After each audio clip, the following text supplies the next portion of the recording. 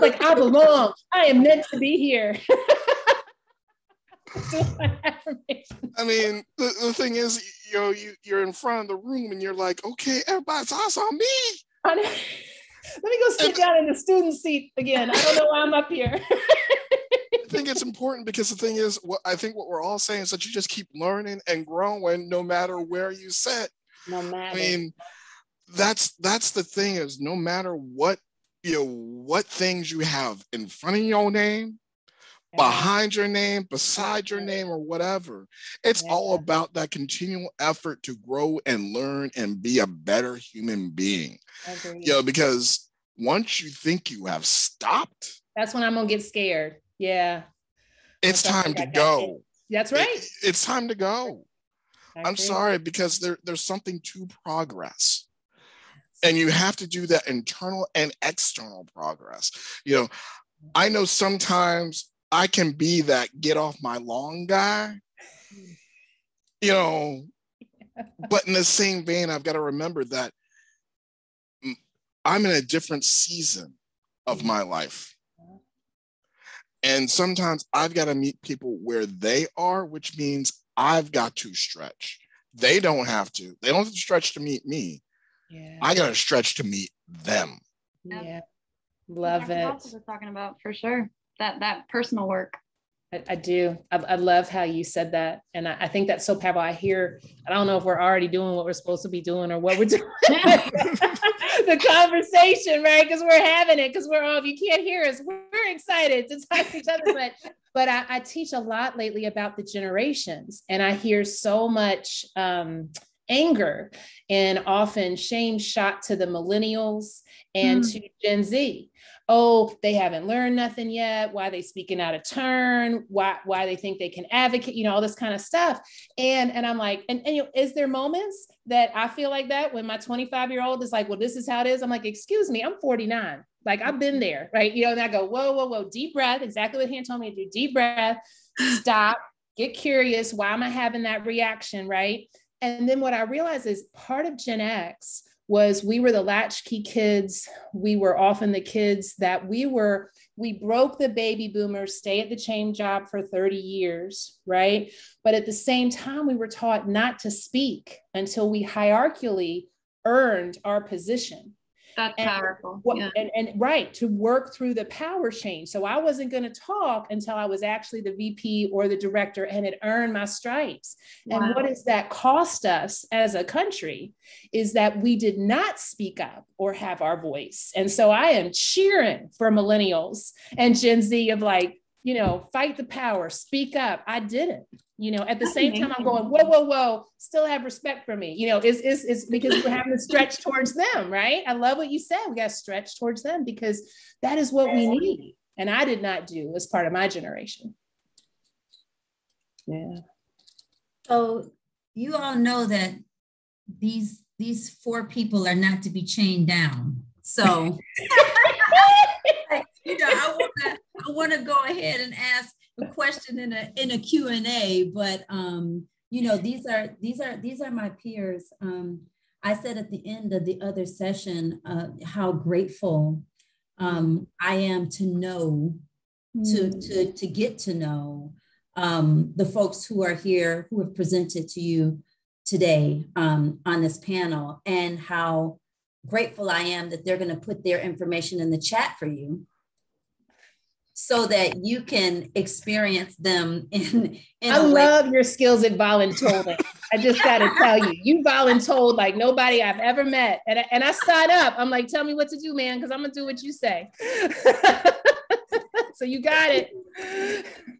Because, seriously, I kept stressing during my session, to ask questions, to ask for help, to ask for help, to ask for help. When, people ask me questions all the time, and I can't always get back to them in 20 seconds, but I can get back as soon as I can. And so I want people who ask questions to know that I'm a available resource, and that, all the things that I've learned, I've been there already. So when people ask me things like, hey, do you have a copy of whatever? What is the strategy that you use for this event? What did you use for such and such? Well, let me email it to you. Well, I've already done that. I'm on to the next thing. I don't have a problem with sharing the resources so that somebody else can grow and mobilize, because I'm doing something different now. I'm on, I'm already home. I'm doing something else, So I think just being a DEI leader, I think that's something that is really important, understanding what your calling is, but that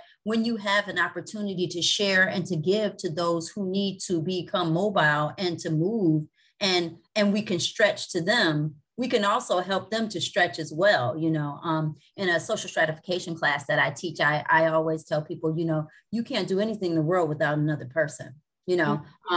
Even if you want to have your own business, you need to have people who are going to buy your product. So there's always somebody out there that's depending on an accountability leader or depending on an individual that can share and provide support. So at the least, if I've already succeeded at something, the absolute least thing that I can do is share the Word document.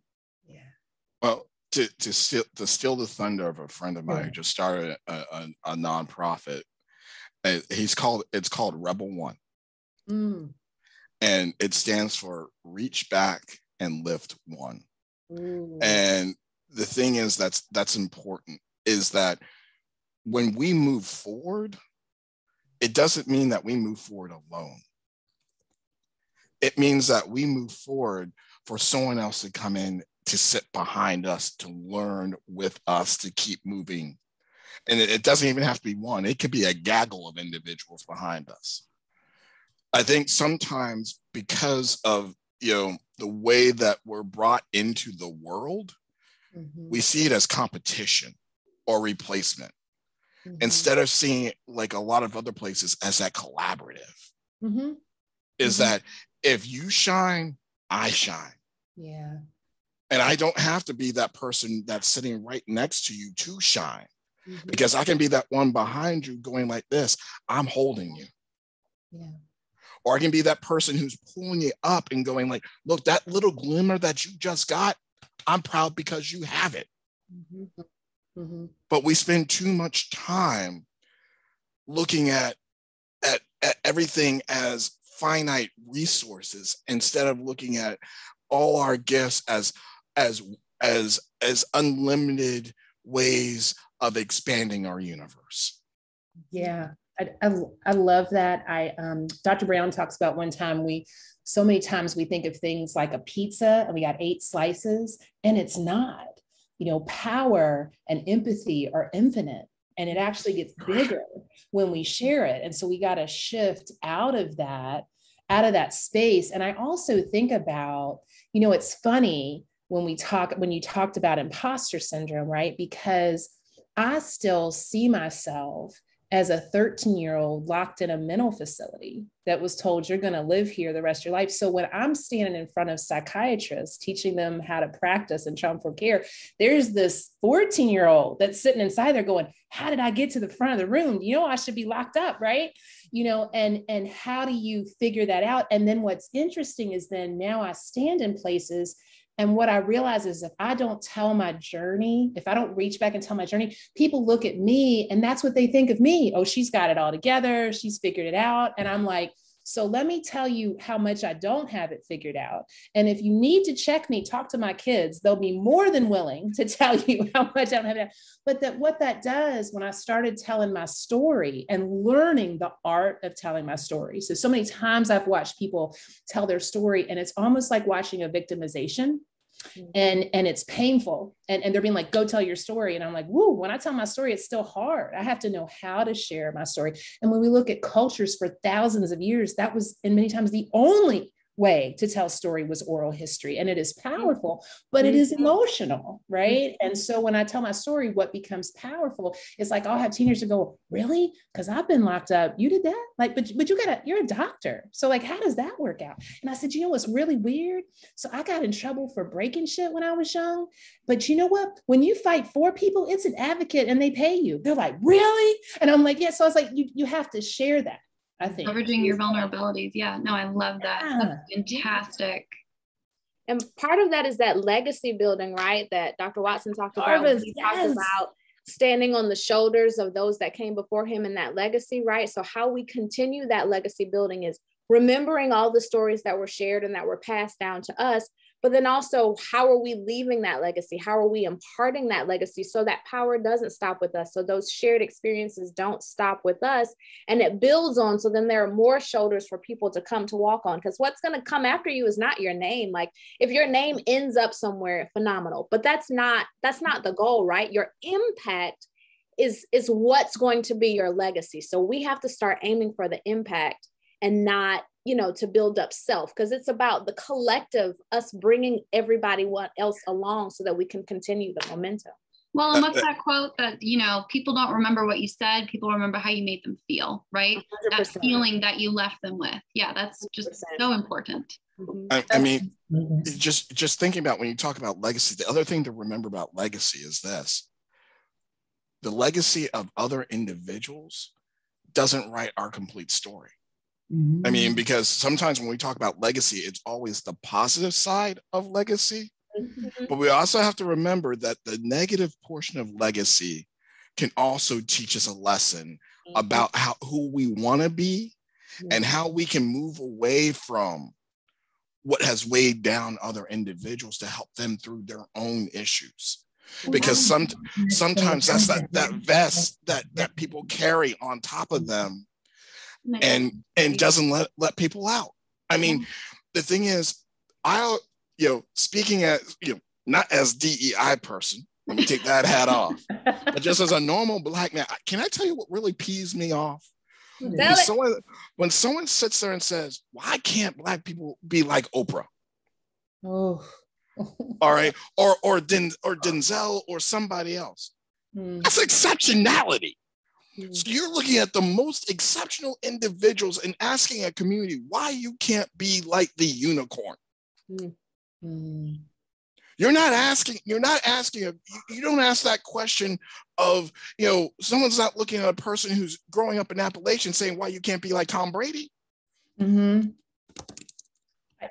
love that. I'm going to try to post this TED Talk in here, and I will show my own lack and ignorance in terms of being able to pronounce her beautiful name. But the name of it is The Danger of a Single Story. And it is an amazing TED Talk. I'm trying to figure out how to put it in the chat, but I can't figure it out right now. But that's okay. I'm going to get it to you. But what she tells in that story, so she's from Africa, and she goes to Oxford to study, and she gets there and she goes into her dorm room, and the girl, very kindly, she said, it's like, oh my gosh, I cannot wait to hear your tribal music, right? And she looks, she's like, really? And she played Beyonce. Right? And she was like, but that's our music. She's like, yes, too. And then she was on a plane and someone looked at her, and the person was white, and said, oh my gosh, I am so sad for your country to just have so many like dead Black people and dead adults that can't raise their own children. I'm so sad for you. And she says, gosh, I am so sad from you because I heard this story about Jeffrey Dahmer, and it must be so hard for you to have so many white men committing serial crimes. And they immediately were like, but that's not my story. She's like, so that's not my story either. And she does a beautiful talk of just that danger, exclusivity of a single story, and how often it happens. Yeah. So, I wanted to dance with Kelsey when he started talking about negative versions perhaps of legacy, and I wrote in the chat that I'm not ashamed of my story. I'm not ashamed that my father was in prison when I was in elementary school and high school, and I'm not ashamed of the addictions that I saw happening, or fighting off a abusive man from my mother, or working since I was 12 years old and having to raise, a child that wasn't mine when I was 16 years old. I'm not ashamed of that, because I've learned more from the errors and mistakes in the legacy before me of how to be a resilient and to be a person that's comfortable in my own shoes, in my own space. Like, I'm comfortable in my own space. I'm comfortable with who I am and who I need to be. And it's not necessarily maintaining a legacy for me as much as it is creating a new one. Mm-hmm. And so sometimes you have to use the knowledge that you learn from what not to do, to create a future for what you should do. And so everybody doesn't have the ability to say, I want to be like my grandfather, or I want to be like my father, or I want to be like my mother or my aunt. Some people are being mothers to their mothers. Yeah. Facts. And so Powerful. Preach. For that reason, I say that, creating legacy is worth, something of value, but you look at not only what to do in a situation, but also what not to do. And you learn from those. So we can learn so much from our errors and the intentional or unintentional mistakes that were made in the past, no matter who made those mistakes, right? And we can build and we can grow and we can empower ourselves or empower one another to see the world through a lens that we have to create together, which will look totally different than the prior lens because it will have pain aligned with it. It's not a pretty journey.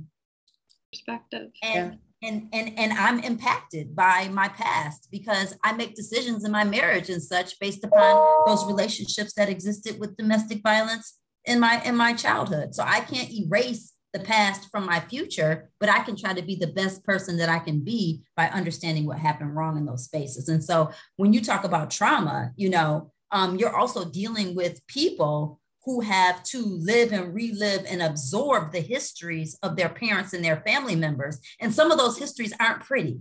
No. Well, and I think what's so powerful about what you're saying again, and I say a lot about Brene Brown because I've trained under her, and so I sometimes I'm aware. I'm like, don't come from a single lens, but she has a quote. I actually have art at the end of my bed, and it's what I wake up and it says, "My story, my ending." And one of the things she talks about is, you can either own your story or your story can own you. It is a choice. And for me, what that means is my first act of life was pretty ugly in a lot of ways. And the intergenerational things that went on, I have a choice to write the second act of my life, and so when I wake up, then it's the choices I do have within the structural violence that is around me, but I have a choice in how to respond to that. And again, the other part she writes is I have a choice to own my hurt or offload my hurt. And so for me, a lot of times I'm like, you know what, I'm really good at offloading. I have a poison tongue, man. And I was trained from multiple passive aggressive women in the South that were white, that were killer at it. And could smile, so good. Bless your heart, and could be stabbing you in the back the whole time. And so that's a skill set I have, but the part is, I don't want to do that. I want to be direct. I want to own my pain. I want to speak what's happening. And I think that that's a really powerful thing. What you're saying is because we're our dark and our light, right? And both parts. Last thing, because it's funny. So the story I'm telling myself is I'm talking too much, but I'm gonna say one more thing. So when I was in some coaching, she had me kind of looking at archetypes that I related to, and I really love Joan of Arc. So she's like, so all archetypes have a light and a darkness. And she was like, what's the light? And I said, well, I love her because she stands up for what she believes in. She's not backing down. She's all about the cause. So they were like, well, what's the dark side, Joan of Arc? I'm like, oh, she don't have no downside. She's bomb. They're like, well, she kind of burned at the stake, Allison. I was like, well, there was that. I mean, I was like, but I was like this. And she's like, maybe the part for you is not to burn at the stake. And boy, has that been something important in my life, because I will go down with the cause. And that's not always a good thing. The best parts of us lie on the same continuum as the parts of us that are healing and challenged. That is so powerful. I love that so much. And I really love how you emphasize being present with what's going on in here, those feelings, those uncomfortable feelings, those feelings of discomfort. That's something that I've been trying to practice, right? Because it's very difficult. And at this point, it's very reflexive to push that away, to numb out, to say, no, I'm not going to want to. So you almost have to catch yourself in the act of that with compassion and say, I'm going to give myself a chance to feel that, to own that, to be with that hurt. Because I have that space. I can have that. I'm holding that space for myself. Because I think oftentimes we're taught, put it down, shove it down. We don't have the space for that. We don't have the energy for that. We can't do that right now, right? Yeah, kids throwing a temper tantrum in Walmart. It's the learning history. But if we hold that space for ourselves, right? If we do that almost that reparenting work, that place of saying, okay, Hannah, I see you feeling this discomfort. I see you having these big feelings, these big emotions. I'm here with you, right?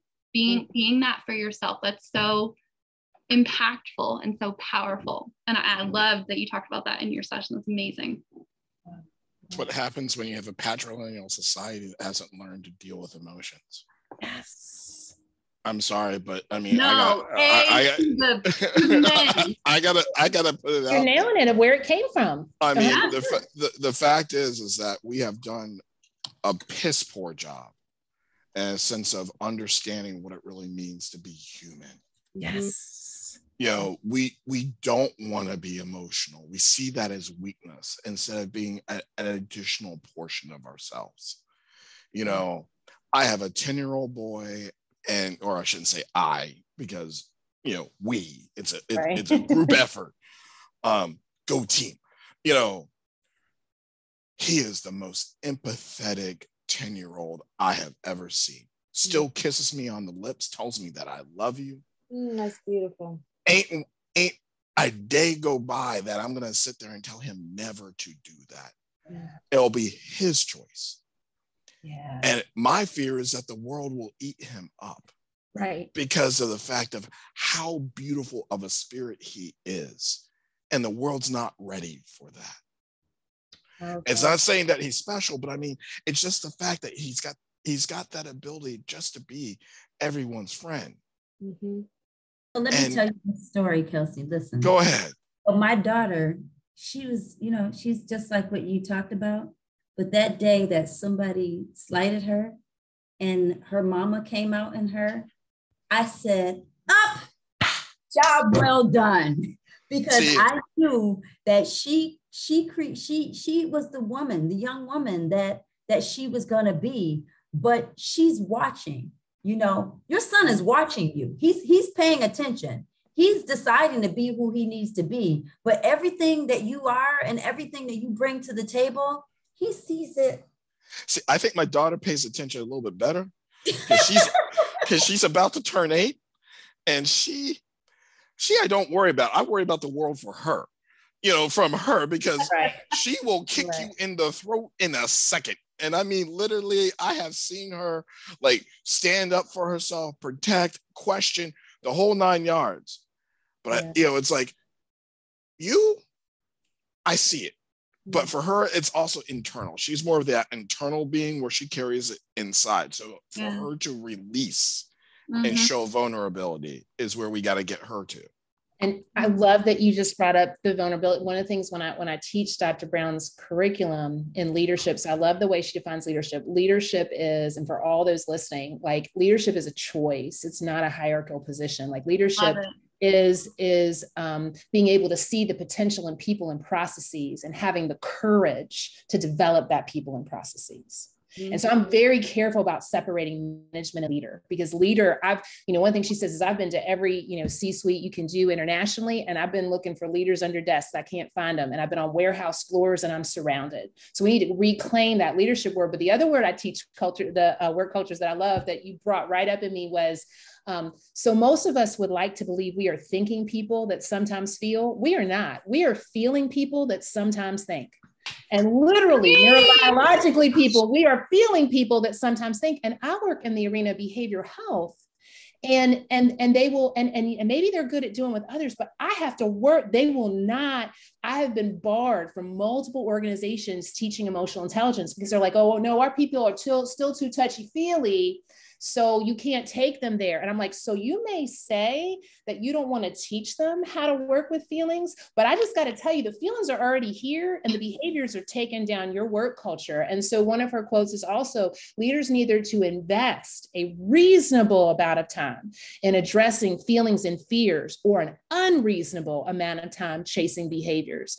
And that is what I get sad about for your son, is we are teaching people to disconnect from emotion, particularly men, right? And that gets taught so early, so young. And then if we go way back to the studies of the baby doll studies, how early children learn that white is beautiful, black is ugly, white is smart, black is stupid. I mean, this happens at 2 and 3 years old. We have absorbed this, the hair that you brought up. And so I think, I keep saying last thing. One of the things when I took the class, digging deeper into white fragility from Dr. Heather Hackman, which I strongly encourage if you're white, to really consider that. She comes at it from a mind, body, spirit perspective. And one of the things she really helped me, because she's trying to write a response to Dr. DeGruy of what is it to have master syndrome of how do we dismantle whiteness? Because I've only known whiteness. And one of the things she brought up is from very little, I was taught to disconnect from my emotion, because if I connected to my emotion, I wouldn't be able to tolerate the dehumanization of other people.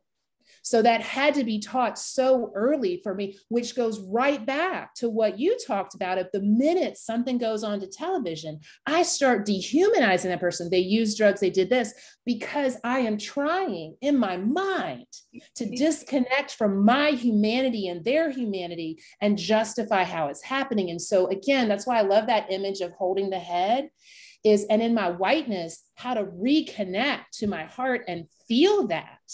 And my daughters were my gift in that. And that hurts to know that while I was interested and have always pushed for social justice, the first time my children were called the N-word or pulled for shoplifting, when my daughter won't sip a soda before we pay for it, I'll walk out of a store and go, oh, I'm sorry, and walk in. That's because we had different lived experience, right? And so how do I sit and know I want to understand that, and I will never understand that, and make that important to me. So I just want to shout out to Hannah, you did some of this, but the dismantling whiteness and that deconstruction of why we are disconnected from emotion on so many different levels, because emotion tells us where to go. It's like, yes, love it. Don't stop. Keep on going. How can we take the heart out of what we do when the very essence of what makes us human is our heartbeat? Yes. I love how you said that. Yes. And yet we have taught through colonization, when you look at the laws written in Maryland, they were literally about Black people weren't human. They could tolerate more pain. We could do experimental science on them. They didn't feel things the same as us. We could experience, it was written into policy for one reason and one reason only, so that they could have resources taken away. That is why we dehumanized. And yet still in 2021, we are watching superintendents and governors forbid and bastardize critical race theory because it will not touch a school. And it is not what Kimberly Crenshaw taught. But that is how afraid the white colonial system is we cannot have this conversation. You are threatening to let people reconnect with their emotion and know how not okay this is. The thing is, you can keep preaching. All right. I gotta stop, because I'm like with my people and I'm like, because I'm not with my people usually. But I think the important thing is that, the charged words that are used to describe history. Yeah. The thing is, do we want honesty? Or do we want to continue to have the sugar-coated, father knows best version of life? That's what we have to ask ourselves as a society in the space that we're in right now.